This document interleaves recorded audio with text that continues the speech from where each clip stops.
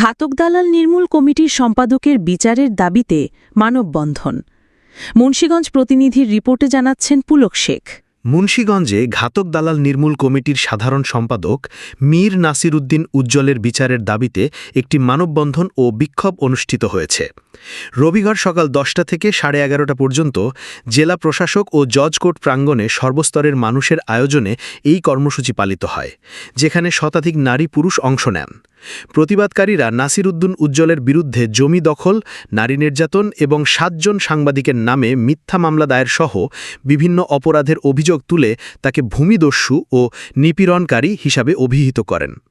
তারা জানান, উজ্জ্বল জাল সার্টিফিকেট ব্যবহার করেছেন, যা সাংবাদিকরা প্রকাশ করায় তিনি প্রতিশোধ হিসাবে তাদের বিরুদ্ধে মিথ্যা মামলা দায়ের করেন, ফলে 7 জন সাংবাদিক 6 মাস পলাতক জীবনযাপন করতে বাধ্য হন। এছাড়া উজ্জ্বল তার সাংবাদিকতার প্রভাব কাজে লাগিয়ে অপরাধ করেছেন এবং আওয়ামী লীগের শাসনামলে দলীয় সন্ত্রাসীদের সুরক্ষা পেয়েছিলেন। 5 আগস্টের পরও তিনি কিছু বিএনপি নেতা ও সাংবাদিকের সহায়তায় স্থানীয়দের হুমকি দিয়ে আসছেন। প্রতিবাদকারীরা উজ্জ্বলকে আইন শৃঙ্খলা কমিটি ও প্রেস ক্লাবের সদস্য পদ থেকে অপসারণ এবং দ্রুত আইনের আওতায় আনার দাবি জানান। মানববন্ধনে আব্দুল জলিল, জাহাঙ্গীর হোসেন ও মারধরের শিকার স্নেহা ইয়াসমিন সহ বক্তারা তাদের অভিজ্ঞতা তুলে ধরে উজ্জ্বল ও তার সহযোগীদের বিচারের আওতায় আনার জোর দাবি জানান। ডেস্ক রিপোর্ট, পুলক শেখ, দৈনিক টার্মিগেন।